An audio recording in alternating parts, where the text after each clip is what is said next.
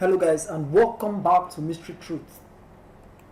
More than 1,000 people killed after magnitude 5.9 earthquake hits eastern Afghanistan. Afghanistan was struck by its deadliest earthquake in decades on Wednesday when a magnitude 5.9 earthquake struck the country's east, killing more than 1,000 people and wounding many more, according to a regional official. The humanitarian disaster comes at a difficult time for the Taliban-ruled country, currently in the throes of hunger and economic crisis. The shocks hit at 1:24 a.m. local time on Wednesday, around 46 kilometers southwest of the city of Khost, which lies close to the country's border with Pakistan, according to the United States Geological Survey. The quake registered at a depth of 10 kilometers, according to USGS, which designated it at yellow alert level, indicating a relatively localized impact. Most of the deaths were in Paktika province in the districts of Giyan, Nika, Barmal and Zirok, according to the state Ministry for Disaster Management. The death toll stands at more than 1,000 and at least 1,500 people have been injured in Giyan and Barmal districts of Paktika province alone. Mohammed Amin Hozaifa, head of Paktika province information and culture department, told CNN in a phone call on Wednesday. The official expects the number of casualties to rise as search and effort missions continue. In neighboring Khost province, 25 people were killed and several others were injured, and 5 people were killed in Nangarhar province, the Disaster Management Authority said. Photos from Paktika province, just south of Khost province, show houses turned to rubble, with only a wall or two still standing amid the rubble and broken roof beams. Najibullah Sadid, an Afghan water resources management expert, said the earthquake had coincided with heavy monsoon rain in the region, making traditional houses, many made of mud and other natural materials, particularly vulnerable to damage. The timing of the earthquake in the dark of the night and the shallow depth of 10 kilometers of its epicenter led to higher casualties. He added, a team of medics and 7 helicopters have been sent to the area to transport injured people to nearby hospitals. Afghanistan's Ministry of Defense said in a tweet on Wednesday. This comes as almost half the country's population, 20 million people, are experiencing acute hunger, according to a United Nations-backed report in May. It is a situation compounded by the Taliban seizing power in August 2021, which led to the United States and its allies freezing about $7 billion of the country's foreign reserves and cutting off international funding. The situation has crippled an economy already heavily dependent on aid.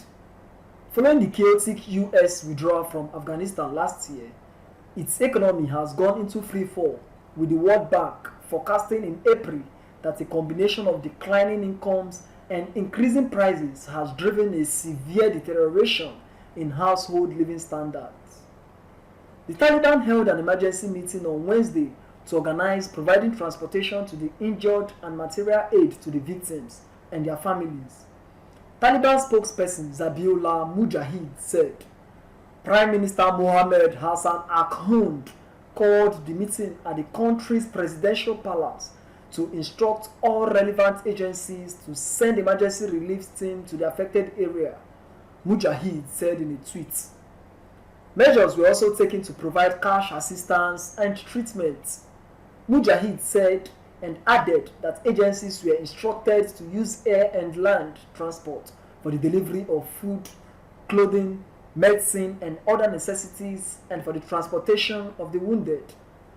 Afghanistan's Deputy Minister of State for Disaster Management, Maulawi Sharafuddin Muslim, said Wednesday that the Islamic Emirates will pay 100,000 AFN, that is $1,116.19, for the families of those who were killed in the earthquake. and $558 will be paid to families of those injured. The government also highlighted the need for foreign aid. Islamic Republic of Afghanistan calls for general support of all countries, international organizations, individuals, and foundations to provide and deliver urgent humanitarian aid, a press statement from the country's diplomatic missions read. In a tweet on Wednesday, the World Health Organization said its teams were on the ground for emergency response, including providing medicine, trauma services, and conducting needs assessments.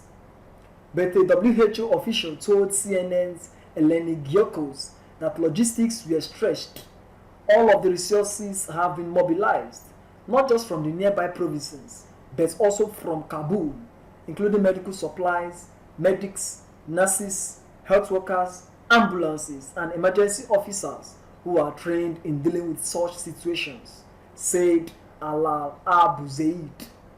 Emergency teams led an incident manager at WHO's Afghanistan's office. The situation is still evolving and we are pushing more resources as the situation needs, he said. The resources are overstretched here, not just for this region, but we are expecting the situation to evolve in the coming hours. According to the United Nations Office for the Coordination of Humanitarian Affairs, UNOCHA, heavy rain and wind is hampering efforts, with helicopters reportedly unable to land this afternoon. Immediate needs identified include emergency trauma care, emergency shelter and non-food items, food assistance, and WASH, which means water, sanitation, and hygiene support, said the UNOCHA in a statement published Wednesday. Pakistani Prime Minister Shehbaz Sharif extended his condolences and an offer of support in a tweet on Wednesday.